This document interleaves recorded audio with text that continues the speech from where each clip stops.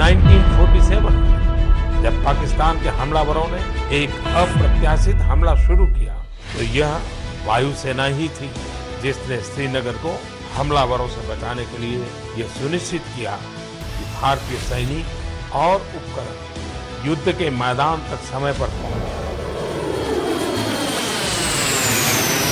हमारी सेना की ताकत ऐसी है कि जब भी कोई टेढ़ी नजर हमारी तरफ उठाता है तो उसको उसी भाषा में जवाब देने का जज्बा आप सब में होता है।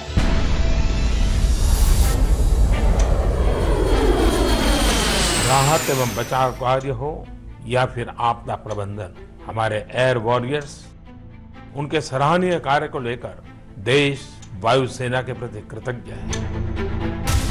तूफान, बवंडर, बाढ़ से लेकर जंगल की आग तक की प्राकृतिक आपदा से निपटने और देशवासियों की मदद करने का उनका जज्बा अद्भुत रहा है।